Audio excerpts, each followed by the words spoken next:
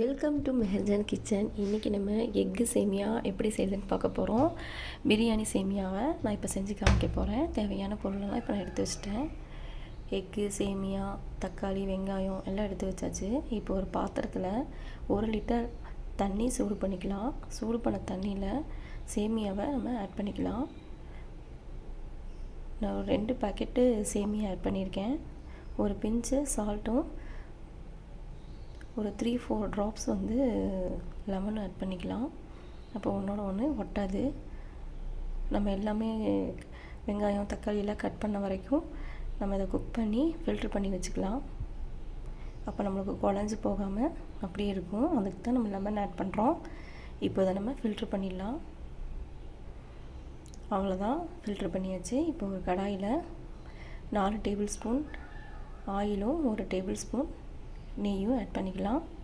நல்லா சூடானவுடனே பட்டை 2, ஏலக்காய், கிராம்பு 3 ஆட் பண்ணிக்கலாம்.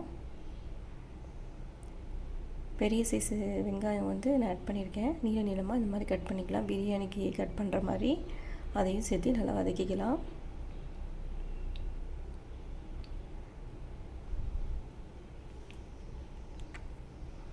நல்லா பொன்னிறமாக வர வரைக்கும் ஃப்ரை பண்ணிடலாம். 5 மினிட்ஸ் நல்லா வதக்கினோன்னே பொன்னிறமாக வதங்கிடுச்சு. இப்போது இஞ்சி பூண்டு பேஸ்ட்டு 1 டேபிள் ஸ்பூன் ஆட் பண்ணிக்கிறேன். பச்சை மிளகா ஆட் பண்ணலாம். நான் கேப்சிகம் இருந்ததுனால கேப்சிகம் ஆட் பண்ணிட்டேன். பச்சை மிளகா ஒரு 3 பச்சை மிளகா ஆட் பண்ணிக்கலாம். அதையும் நல்லா வதக்கிக்கலாம்.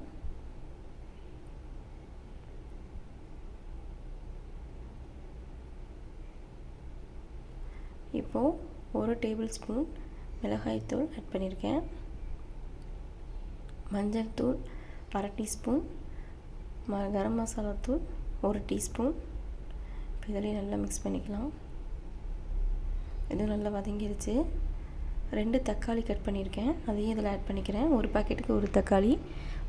2 பாக்கெட்டுக்கு 2 தக்காளி நான் நீளமாக அதையும் கட் பண்ணி ஆட் பண்ணிட்டேன். கொத்தமல்லி தழை, புதினா தழை கொஞ்சம் அளவு சேர்த்துனா போதும். இப்போ இதை நல்லா மிக்ஸ் பண்ணிக்கலாம். இது நல்லா குக் ஆகிறதுக்கு நான் மில்க்கு ஒரு 3 டேபிள் ஸ்பூன் மில்க் ஆட் பண்ணியிருக்கேன்.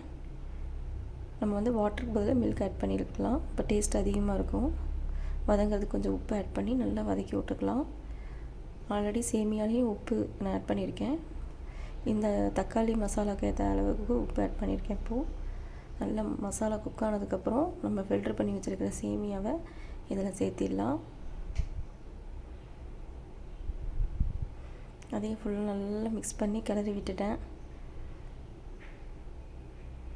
பாருங்கள், மசாலா எல்லா சேமியாலையும் படுற மாதிரி நல்லா கிளறி விட்டுக்கிட்டேன். வெயில் கொஞ்சம் அதிகமாக படுறதுனால நம்மளுக்கு அந்த மாதிரி கிளாரிட்டியாக தெரியுது. அடுத்தது பார்த்திங்கன்னா, ஒரு பேனில் வந்து நெய் அல்லது ஆயில் ஏதாவது ஒரு 2 டேபிள் ஸ்பூன் போட்டு 3 எக்கு ஆட் பண்ணிக்கலாம். கொஞ்சமாக 3 எக்குக்கு ஏற்ற சால்ட்டு நல்லா வதக்கி நல்லா ஃப்ரை பண்ணிக்கலாம். கிண்டி விட்டுறணும்.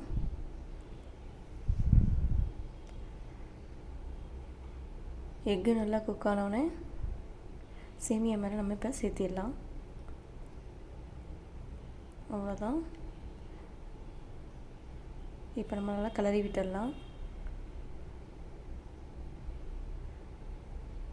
ஈஸியாக பிரியாணி முட்டை சேமியா நம்மளுக்கு இப்போ ரெடி ஆயிடுச்சு.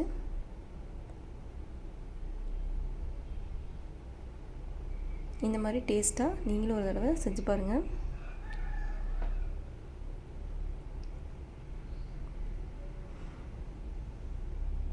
மறக்காமல் நம்ம சேனலை லைக் பண்ணுங்கள், ஷேர் பண்ணுங்கள், சப்ஸ்கிரைப் பண்ணுங்கள்.